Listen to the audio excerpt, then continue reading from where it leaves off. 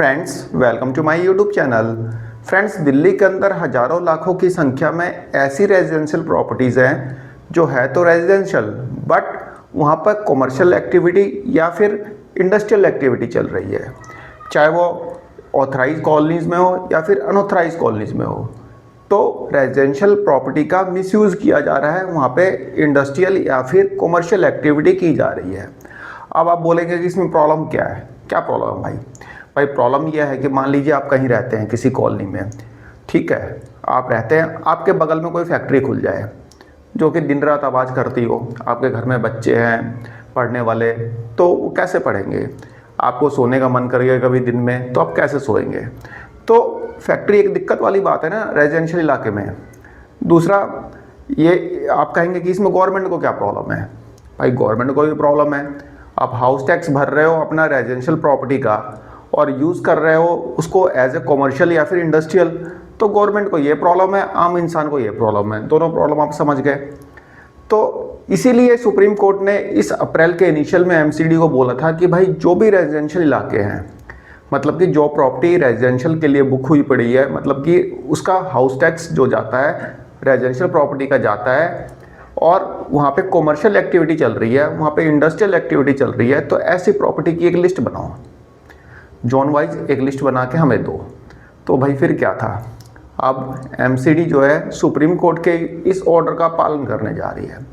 MCD के commissioner ने सभी डिप्टी कमिश्नर को बोल दिया है, सभी जोनल डिप्टी कमिश्नर को बोल दिया है कि भाई अब आप रेजिडेंशियल इलाके में जाओ जहाँ पे रेजिडेंशियल प्रॉपर्टीज़ है, जहाँ पे लोग रह रहे हैं, चाहे वो ग्रुप हाउसिंग सोसाइटी क्यों ना हो, ऑथराइज कॉलोनी क्यों ना हो या फिर अनऑथराइज कॉलोनी क्यों ना हो, यदि वहाँ पे कोई भी कॉमर्शियल एक्टिविटी आपको दिखे, कोई भी मान लीजिए कोई जिम खोल के बैठा हुआ है, कोई ढाबा खोल के बैठा हुआ है, तो कोई भी कमर्शियल एक्टिविटी आपको दिखे किसी भी रेजिडेंशियल प्रॉपर्टी में, तो आपको कुछ करना नहीं है, लिस्ट बना के ले आना है, कुछ नहीं करना, कोई एक्शन नहीं लेना, मतलब ठीक है।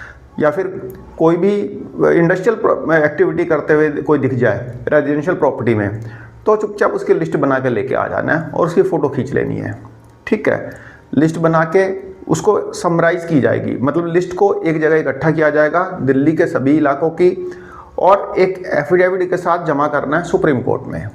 अभी एक्शन कुछ नहीं लेना, सिर्फ आपको लिस्टिंग करके, मतलब लिस्ट बना के उसकी डिटेल लिख के कि हाँ भाई ये मकान नंबर है, यहाँ पे मैं गया तो ये रेजिडेंशियल प्रॉपर्टी है, लेकिन यहाँ पे तो ये परचून की दुकान खोल के बैठा है, ये ढाबा खोल के बैठा है, ये जिम खोल के बैठा है, तो इस टाइप का आपको लिस्ट बना के सिर्फ ले आना है, उसको एक एफिडेविट के साथ हम जमा करेंगे सुप्रीम कोर्ट में, तो सुप्रीम कोर्ट के ऑर्डर का पालन हो जाएगा। सुप्रीम कोर्ट ने सिर्फ लिस्ट ही मांगी है, कोई एक्शन नहीं लेना। तो फ्रेंड्स, हो सकता है कि आपकी भी कोई रेजिडेंशियल प्रॉपर्टी है जहाँ पे कमर्शियल एक्टिविटी चल रही है, तो आके जो एमसीडी का इंस्पेक्टर होगा या फिर जो भी एमसीडी का ऑफिशियल होगा उसकी लिस्ट लेके जाएगा और आगे उसको फर्दर प्रोसीड किया जाएगा। अब एक्शन क्या होगा ये तो आने वाला टाइम ही बताएगा कि सुप्रीम कोर्ट क्या एक्शन लेता है, सुप्रीम कोर्ट जो बोलेगा वो होगा। फिलहाल तो इसकी लिस्टिंग ही करनी है, और साथ साथ एमसीडी के ऑफिसर्स को ये भी इंस्ट्रक्शन दी गई है कि जो भी आप लिस्ट बनाओ एक्यूरेसी के साथ लिस्ट बनाओ। यदि कोई गलती पाई गई तो उसके लिए अकाउंटेबल आप होगे, आप जिम्मेदार होगे, आपको आगे जवाब देना पड़ेगा। तो इसलिए जो लिस्ट बनाओ एक्यूरेसी के साथ बनाओ, ठीक है फ्रेंड्स। तो हो सकता है आपकी भी यदि कोई प्रॉपर्टी है, रेजिडेंशियल प्रॉपर्टी है, तो आपके यहाँ भी कोई आ सकता है, आपके मतलब काम धंधे की फ़ोटो वगैरह खींच के ले जा सकता है। फ्रेंड्स, आप देखेंगे ये एमसीडी का लेटर है, मैं अभी आपको दिखाता हूँ जूम करके। अब देखिए ये लेटर है 20 अप्रैल 2026 का, complaints of direction of honourable supreme court regarding identification of misuse of residential premises for non residential purpose. मतलब कि एक जो सर्वे है वो कंडक्ट किया जाएगा जिसमें कि ये देखा जाएगा कि जो आपका रेजिडेंशियल प्रेमाइस है उसको आप नॉन रेजिडेंशियल पर्पस के लिए तो यूज नहीं कर रहे हैं, ये सुप्रीम कोर्ट का ऑर्डर का पालन किया जाएगा।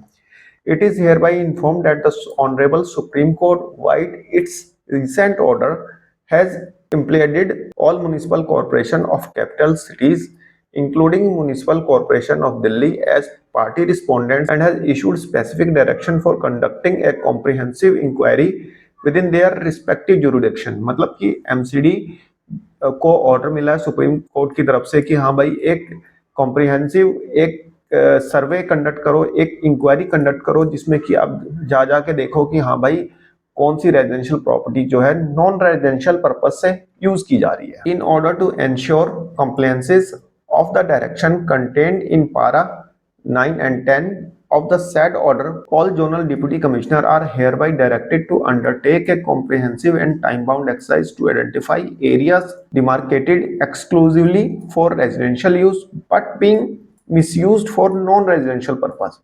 अब सुप्रीम कोर्ट के ऑर्डर का पालन करते हुए सभी जोनल डिप्टी कमिश्नर को यह डायरेक्ट किया जाता है, ये निर्देश दिए जाते हैं कि जो जो एरियाज जो हैं डिमार्क मतलब कि जो रेजिडेंशियल पर्पज के लिए मार्क किए गए हैं वहां पे उसका मिसयूज तो नहीं हो रहा, वहां पे नॉन रेजिडेंशियल एक्टिविटी तो नहीं चल रही, मतलब कॉमर्शियल या फिर इंडस्ट्रियल एक्टिविटी तो नहीं चल रही, ये जाके देखो भाई पहले। The exercise shall mandatory include, और जो ये एक्सरसाइज की जाएगी उसमें सभी रेजिडेंशियल कॉलोनीज को इंक्लूड किया जाएगा। अनऑथराइजो, ठीक है, सभी residential colonies, group housing societies, plotted developments, all areas falling within the jurisdiction of MCD including such island of pockets which through may be technically fall outside administrative limits are geographical situated within or surrounded by MCD areas। तो कहने का मतलब कि overall जितने भी residential area हैं वहां पे यह सर्वे जो है कंडक्ट किया जाएगा और देखा जाएगा कि आपका जो रेजिडेंशियल प्रॉपर्टी है उसका आप मिसयूज तो नहीं कर रहे, उसको आप कॉमर्शियलाइज या फिर इंडस्ट्रियलाइज तो नहीं कर रखा आपने। In this regard, you are directed to conduct a detailed file survey and verification within your respective zone। भाई अपने अपने जोन में जाके आप एक सर्वे कंडक्ट करो और वेरीफाई करो कि कौन सी प्रॉपर्टी जो है वह रेजिडेंशियल है जिसका कि मिसयूज हो रहा है। Prepare a comprehensive and zone wise list of such cases where the residential premises are being misused for non residential purposes. भाई एक लिस्ट बनाओ जोन वाइज, जैसे कि दिल्ली में इस समय 13 जोन है तो 13 लिस्ट बनाओ, मतलब 13 जोनों की अलग अलग लिस्ट बनाओ और ये देखो कि कौन सी रेजिडेंशियल प्रॉपर्टी है जिसका मिसयूज हो रहा है, जिसको कि कॉमर्शियल यूज किया जा रहा है, रेजिडेंशियल इंडस्ट्रियल यूज किया जा रहा है। तो इसको एक बार आप देखिए, जाके चेक करिए, सर्वे कीजिए। Ensure that the data collected is accurate, verified and supported with necessary records as the same shall be basis of an affidavit to be filed before the honourable supreme court. भाई जो भी conduct करोगे आप सर्वे, वो देख लेना जो data आप कलेक्ट कर रहे हो वो एकदम एक्यूरेट होना चाहिए, ठीक है, वेरीफाइड होना चाहिए। ये नहीं कि घर बैठे लिख दिया कि हाँ भाई मकान नंबर जो है 721 जो है वहां पे जिम चल रहा है, वहां पे फैक्ट्री चल रही है, वहां पे ढाबा चल रहा है, ये नहीं, वेरीफाइड होना चाहिए, एक्यूरेट होना चाहिए और उसके लिए सपोर्टेड डॉक्यूमेंट्स भी हमें चाहिए, सपोर्टेड रिकॉर्ड। अब सपोर्टेड रिकॉर्ड क्या होगा भाई? फोटो हुई, फोटो क्लिक करके ले जाएगा कि हाँ भाई ये ढाबा चल रहा है, यहाँ पे जिम चल रहा है, जिसमें कि जियो कोऑर्डिनेट्स भी आ जाए, ठीक है। तो ये जो एमसीडी का इंस्पेक्टर या एमसीडी का जो भी ऑफिशियल आएगा वह रिकॉर्ड के सहित ये चीज देखेगा कि हाँ भाई ये रेजिडेंशियल प्रॉपर्टी है, इसको कॉमर्शियलाइज कर रखा है आपने, इसको इंडस्ट्रियलाइज कर रखा है आपने, तो फोटो खींच के लेके जाएगा, ठीक है। Fix responsibility all appropriate levels for any omission और इनकरेक्ट रिपोर्टिंग। भाई यदि कोई भी आप गलत जानकारी देते हो, इनकरेक्ट रिपोर्टिंग देते हो, मान लो आपके यहाँ गए, आप यहाँ पे फैक्ट्री खोल के बैठे हो, आपने बोला यार एमसीडी वाले को कोई बात नहीं यार 5,000 रुपये दे देता हूँ, ठीक है, एमसीडी वाला नहीं खींचेगा फोटो या फिर लिख देगा कि रेजिडेंशियल है, कुछ भी है, ठीक है। तो एमसीडी वाला आपसे 5,000 रुपये लेके चला गया, नहीं हुआ, नहीं लिखा आपका कुछ भी, कल को पता चलेगा हमें यहाँ फैक्ट्री चल रही थी, भाई जीएसटी नंबर से पता कर लेगा कोई, जीएसटी नंबर तो है ना, वहां पे तो एड्रेस होता ही है, तो पता कर लेगा, तो एमसीडी वाले की वाट लग जाएगी, क्योंकि कोर्ट में एक एफिडेविट भी देना है इसके साथ साथ कि हाँ भाई जो मैं इंफॉर्मेशन दे रहा हूँ बिल्कुल सही दे रहा हूँ। तो एमसीडी इंस्पेक्टर भी सोच समझ के देगा, अपनी नौकरी पे तो बात आने नहीं देगा। तो यहाँ पे कोर्ट में ये सब चीजें जमा होंगी। The compiled report must reach to additional commissioner within 7 days positively to enable consolidated and filing of affidavit which is to be personally affirmed by the undersigned। भाई ये जो सारी रिपोर्ट्स जो भी ये डाटा कलेक्शन करेंगे ये additional commissioner के पास 7 दिन के अंदर अंदर दे देनी है, ठीक है। Any laxity or delay in this matter shall be viewed seriously in view of the direction of Supreme Court।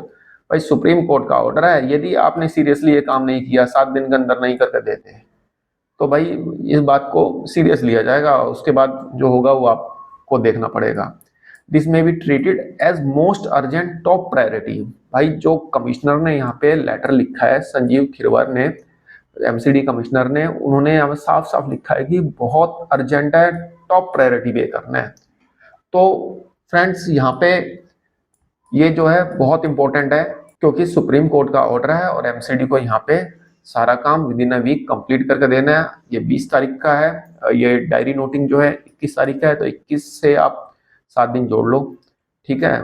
तो 7 दिन के अंदर इनको ये सारा काम करके देना है। लिस्ट तो बना भी ली होगी इन लोगों ने काफ़ी हद तक, बाकी देखते हैं क्या होता है।